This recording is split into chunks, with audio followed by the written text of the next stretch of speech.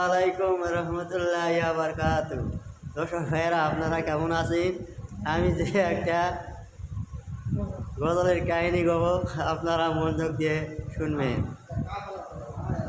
আশা ভাঙ্গিয়া পাখি যাবে উড়িয়া, শূন্য খাসা রইবে মাটিতে পড়িয়া পড়িয়া।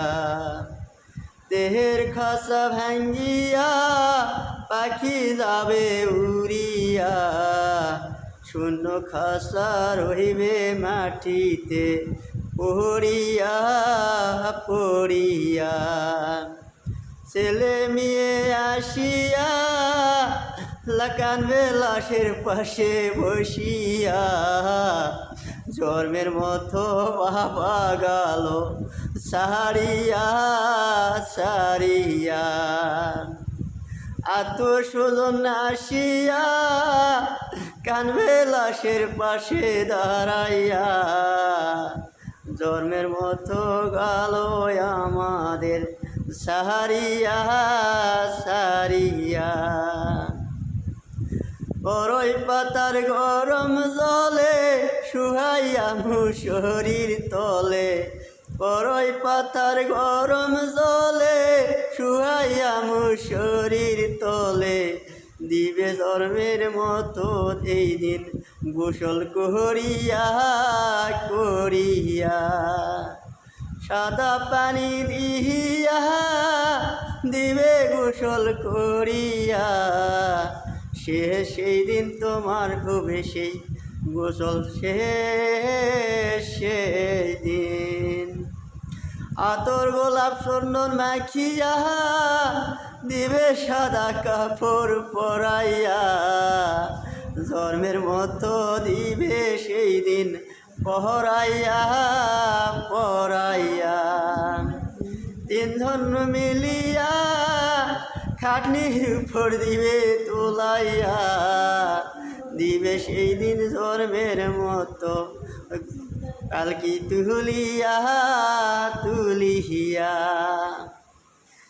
চারিজন মিলিয়া কান্দে করে লইয়া, যাবে জানাজার মাঠে লইয়া লইয়া।